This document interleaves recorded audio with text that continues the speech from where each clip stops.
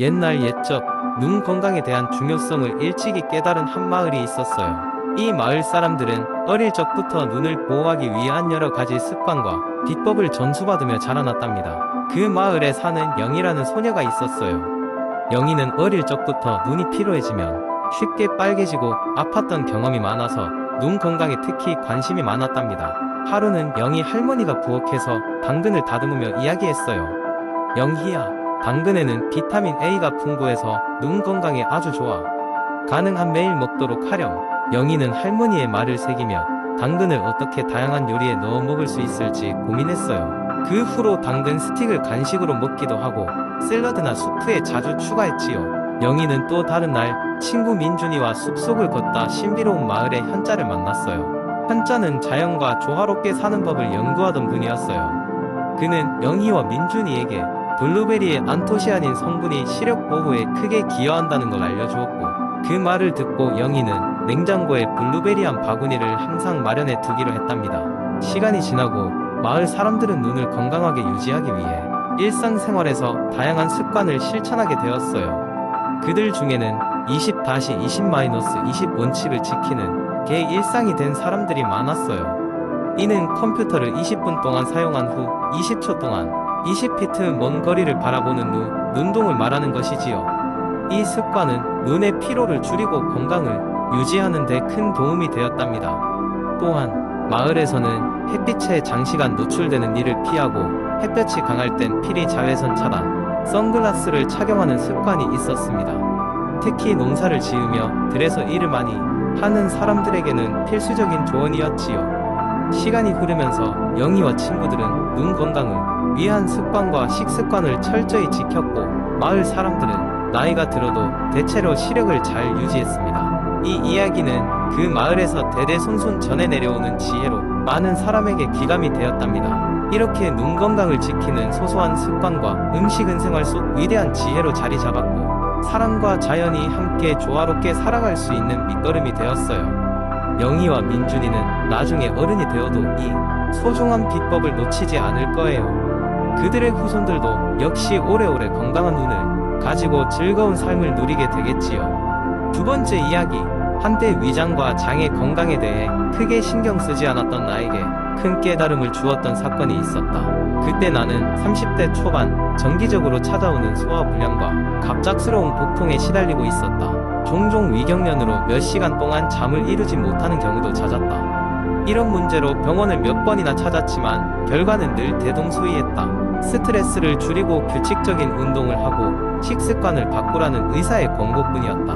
하지만 어느 날 우연히 출근길에 지하철에서 읽게 된 건강 잡지에서 인생의 전환점이 되었다. 그 잡지는 위장과 장 건강에 대한 심층 기사를 다루고 있었고, 여러 전문가들이 추천하는 식이요법에 대한 내용을 상세하게 다루고 있었다. 기사에는 여러 연구 결과가 소개되었고, 소화기관을 위해 섭취해야 할 다양한 식품들이 리스트 형태로 정리되어 있었다. 첫 번째로 눈길을 끌었던 것은 바로 발효식품들의 이점이었다. 전문가들은 김치를 포함한 다양한 발효식품들이 장내 유익균을 늘리고 소화 건강에 긍정적인 영향을 미친다고 설명했다. 기억나는 대로 집에 돌아온 나는 김치에 된장, 요구르트를 매일 끼니에 포함했다.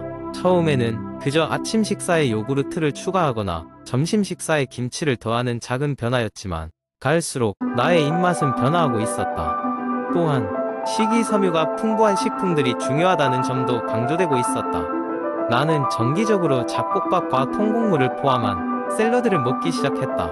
처음에는 소화가 더불어 좋지 않아 포기하고 싶을 때도 있었지만 인내심을 가지고 계속 이어갔다. 점차 나의 장은 적응하기 시작했고, 복통이나 소화 불량의 빈도는 현저히 줄어들었다. 가장 놀라운 변화는 물 섭취였다. 충분한 수분을 섭취하는 것이 장 내에서 음식물이 원활히 이동하고 원활한 배변 활동을 돕는다는 것이다. 대부분 커피로 갈증을 해결했던 나는 하루에 물 2리터 이상을 꾸준히 마시기 시작했다. 몸의 전체적인 컨디션이 좋아지는 것을 느끼며 나의 피부 컨디션에도 긍정적인 변화가 있었다. 이것은 단순한 식단의 변화였지만 내 삶 전체에 걸쳐 큰 변화를 가져왔다. 의사들도 놀랄 정도로 나의 소화기 증상은 거의 사라졌다. 내 건강 습관이 주변 사람들에게도 영향을 주었고, 친구들과 가족들 역시 나의 변화를 눈으로 보면서 발효식품을 비롯한 건강한 식단을 조금씩 따라하기 시작했다. 시간이 지나며 나는 더 많은 영양 지식을 쌓아 전문가 수준은 아니었지만 주변인들에게 건강과 관련한 이야기를 종종 알려줄 정도가 되었다. 당시 지하철에서 우연히 읽었던 잡지는 나에게 그리고 나의 주변에게까지 큰 영향을 미쳤다. 위장과 장의 건강을 위한 첫걸음을 떼었던 그날을 기념하며 지금도 매일 조금씩 건강한 식단을 지향하고 있다. 세 번째 이야기한 시골 마을의 지혜로운 노인 할아버지 김씨가 살고 있었다. 김씨 할아버지는 마을 사람들에게 균형 잡힌 식단과 건강한 삶의 중요성을 가르쳐주는 것으로 유명했다. 어느 날 마을 청년들이 모여 할아버지에게 건강한 삶을 사는 방법을 배우기로 결심했다. 청년들이 할아버지의 집을 찾았을 때 할아버지는 따뜻한 차를 내며 그들을 맞이했다. 젊은이들이여, 건강한 삶을 원하느냐? 할아버지가 묻자 청년들은 힘차게 고개를 끄덕였다. 그러자 할아버지는 이야기를 시작했다. 내가 젊었을 때 나 역시 건강이 좋지 않았단다. 쉽게 피곤해지고 자주 아팠지. 그러던 어느 날 나는 이웃 마을의 명의에게 찾아갔고 그로부터 건강의 비결을 배웠어. 그 비결이란 바로 균형 잡힌 식단이었단다. 명의는 세 가지 중요한 요소를 강조했지. 첫째는 다양성, 둘째는 적절한 양, 그리고 셋째는 시간 맞추기란다. 할아버지는 말하며 작은 상자를 여러 다양한 곡식과 야채, 그리고 과일로 가득 찬 접시를 꺼내 보였다. 이게 바로 나의 식단이지. 다양한 음식군을 섭취하면 필요한 영양소를 골고루 공급받을 수 있어 면역력이 증가하고 하루의 에너지를 충분히 얻을 수 있단다. 한 청년이 물었다. 그럼 적절한 양이란 무엇인가요? 할아버지가 미소 지으며 대답했다. 적절한 양이란 너무 많이도 적게도 아닌 내 몸에 필요한 만큼이란다. 식사를 할 때마다 자신의 포만감에 귀 기울이는 습관을 들여야 해. 배가 부르면 멈추고 배가 고프지 않다면 더 먹지 않도록 주의해야 한다네. 그리고 마지막으로 할아버지는 시간의 중요성을 강조했다.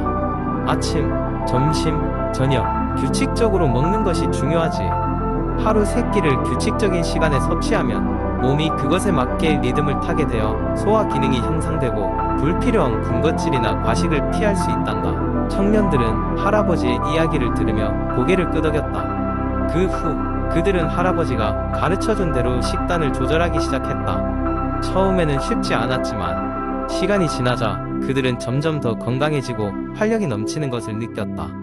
할아버지 김씨의 가르침 덕분에 마을 전체가 건강한 식습관을 갖게 되었고 사람들은 더 이상 쉽게 병에 걸리지 않고 활기찬 일상을 보낼 수 있었다. 이 이야기는 마을에서 전설처럼 전해져 내려왔고 사람들은 균형 잡힌 식단을 통해 건강하고 행복한 삶을 살 수 있다는 것을 기억하게 되었다.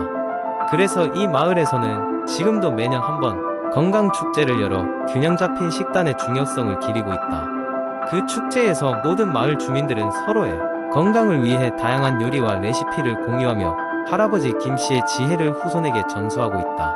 네 번째 이야기, 여름은 햇살이 강렬한 계절입니다. 많은 사람들이 해변이나 수영장에서 일광욕을 즐기며 휴가를 보내지만 그만큼 강한 자외선으로부터 피부를 보호하는 일은 중요합니다.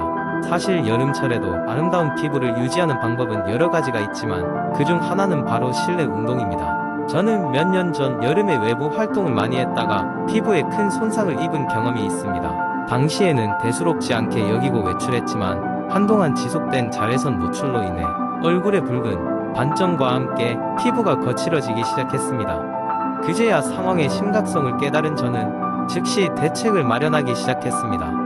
그때 만난 친구 하나가 제가 피부 고민을 털어놓자 실내에서 즐길 수 있는 운동을 추천해 주었습니다. 그의 제안은 시작하기 전에 지루할 것이라는 편견이 있었지만 일단 시도해 보기로 했습니다. 가장 먼저 시작한 것은 요가였습니다. 집에서 큰 공간이 필요하지 않아 거실 한편에 매트를 깔고 인터넷을 통해 다양한 요가 동영상을 참고하여 따라하기 시작했습니다. 차분한 음악과 함께 몸의 움직임에 집중하다 보니 정신적으로도 안정이 되고 스트레스도 풀리는 기분이었습니다. 시간이 지나면서 요가는 저에게 더 많은 것을 주었습니다. 피부에도 눈에 띄는 변화가 나타났기 때문입니다. 요가의 다양한 동작은 혈액순환을 개선시켰고 이는 곧 피부에도 긍정적인 영향을 미쳤습니다. 또한 요가를 할 때 땀을 흘리며 체내에 노폐물이 배출되는 것을 느낄 수 있었고 땀을 흘린 후 샤워를 하며 깨끗이 정리하는 습관은 피부 청결에도 큰 도움이 되었습니다. 그러던 어느 날 헬스장에 다니는 친구가 헬스장에서도 실내 운동을 함께 해보자고 제안했습니다. 그 친구는 특정한 운동 루틴을 알려주며 근력 운동과 가벼운 유산소 운동을 병행할 것을 추천했습니다. 처음에는 근육통이 걱정됐지만 꾸준히 하다 보니 몸도 더 탄탄해지고 피부에 혈색이 도는 것을 느낄 수 있었습니다. 다양한 기구를 이용한 근력 운동은 평소 잘 사용하지 않던 근육을 단련하게 해주며 몸 전체의 밸런스를 잡아갔습니다. 유산소 운동은 빠르게 걷기나 자전거 타기와 같은 비교적 낮은 강도의 활동을 통해 부담 없이 즐길 수 있었습니다. 이러한 운동을 한 후에는 꼭 충분한 수분을 섭취하며 보습을 신경 썼습니다. 이렇듯 실내 운동은 단순히 햇볕을 피하는 것을 넘어 피부 건강도 지킬 수 있는 훌륭한 방법이라는 것을 깨달았습니다. 물론 외부에서 쾌활하게 뛰어다니는 것도 좋지만 때에 따라서는 실내에서의 건강 관리도 필요한 법입니다. 나는 이제 계절에 따라 변하는 피부 상태를 고려하며 운동 계획을 세우고 있습니다. 이 경험을 통해 배운 가장 큰 교훈은 무엇이든 균형 있게 즐기는 것이 중요하다는 점입니다. 앞으로도 저는 여름철에 강한 햇빛이 부담스러운 날이나 피부를 조금 더 지켜주고 싶을 때 기분에 따라 실내에서의 운동을 적극 활용하며 건강한 여름을 보내려 합니다. 피부를 위해 여름에 실내 운동을 선택하는 것은 단순한 선택이 아니라 삶의 질을 높이는 중요한 선택이 될 수 있습니다.